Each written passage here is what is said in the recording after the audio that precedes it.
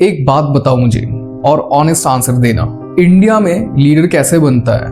Talent से, hard work से, या फिर सिस्टम डिसाइड करता है कि तुम कितने ऊपर तक जा सकते हो? मुझे लगता है बहुत बार तुम कितने केपेबल हो ये मैटर नहीं करता, तुम किस सिस्टम में हो ये ज्यादा इंपॉर्टेंट है।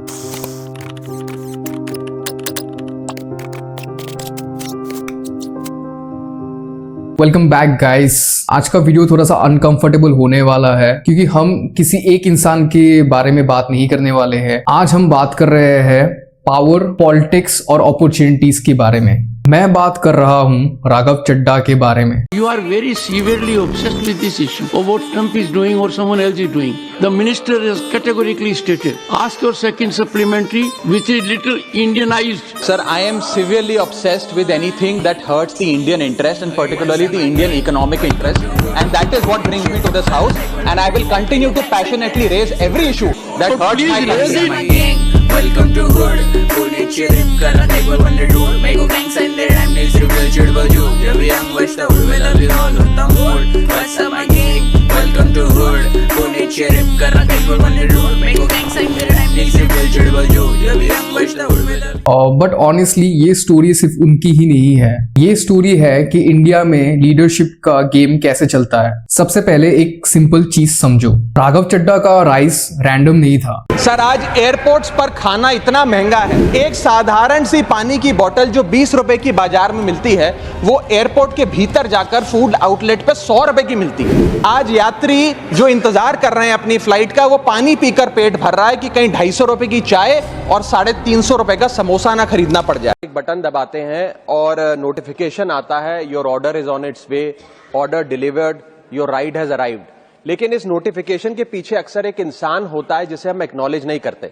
सर मैं बात कर रहा हूं जोमैटो और स्विगी के डिलीवरी बॉयज की, ओला उबर के ड्राइवर की, ब्लिंकिट जेप्टो के राइडर की और अर्बन कंपनी के प्लम्बर, ब्यूटिशियन जैसे अन्य लोगों की। उनकी कम्युनिकेशन देखो, उनका कॉन्फिडेंस देखो, डिबेट देखो, क्लियरिटी देखो। वो टिपिकल पॉलिटिक्स की तरह नहीं लगता था, वो थोड़ा सा मॉडर्न पॉलिटिक्स लगता था एंड थोड़ा सा रिलेटेबल भी लगता था। और इसीलिए जेनजी उनसे कनेक्ट कर रहे थे। लोग बोल रहे थे कि ये बंदा फ्यूचर में बड़ा लीडर बन सकता है। सोशल मीडिया में उसका हाइप बढ़ रहा था, लोग उसको फॉलो कर रहे थे, लोग उसके बारे में डिस्कस कर रहे थे। यहाँ तक सब कुछ ठीक था।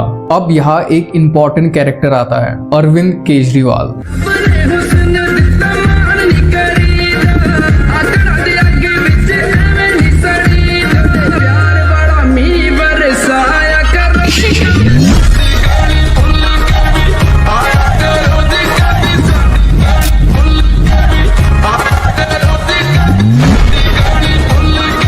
पार्टी किसने बनाई? केजरीवाल। आइडेंटिटी किसकी है? केजरीवाल।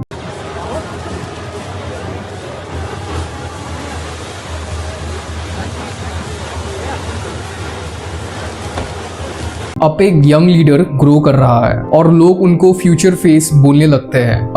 कंफर्टेबल सिचुएशन है क्या ये? सच बोलो, बिल्कुल नहीं, राइट? देखो ये सिर्फ पॉलिटिक्स में नहीं होता है, ये हर जगह होता है। कंपनी में होता है, बिजनेस में होता है, स्टार्टअप में होता है। फाउंडर होता है, फिर एक नया बंदा आता है और वो ग्रो करने लगता है। लोग उसको पसंद करने लगते हैं, लोग उसको सुनने लगते हैं। फिर क्या होता है? Aam Aadmi Party has removed Raghav Chadha from the post of deputy leader in Rajya Sabha. This is the latest update that we are getting for you. MP Ashok Mittal to serve as deputy leader in the Rajya Sabha.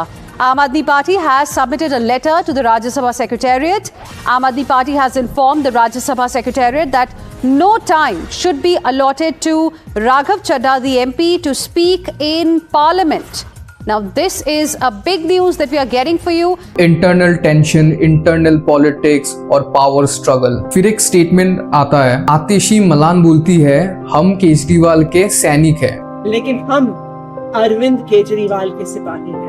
Shoulders. सैनिक मतलब क्या? Follow करो, question मत करो, system के अंदर रहो। Lead कौन करेगा? एक ही बंदा। तो अब सवाल सिंपल है, जहां सिस्टम ऑलरेडी डिसाइडेड है वहां एक नया बंदा कितना ऊपर तक जा सकता है? अनलिमिटेड या लिमिटेड? यही मेन पॉइंट है, अपॉर्चुनिटी वर्सेस लिमिटेशन। अब राघव चड्ढा का सिचुएशन देखो step by step. Rise, visibility, popularity, फिर रोल चेंज। मेरी खामोशी को मेरी हार मत समझ लेना, मैं वो दरिया हूं जो वक्त आने पर सैलाब बनता है। फिर बंदा बोलता है I am silent but not defeated. ये लाइन कैजुअल नहीं होती, ये लाइन तब आती है जब अंदर कुछ चल रहा होता है। फिर वो बंदा छोड़ देता है, पार्टी छोड़ देता है, सिस्टम छोड़ देता है और ज्वाइन करता है भारतीय जनता पार्टी को। हमने ये डिसाइड किया that we the 2/3 members of parliament of the belonging to the Aam Aadmi Party in Rajya Sabha exercise the provisions of the Constitution of India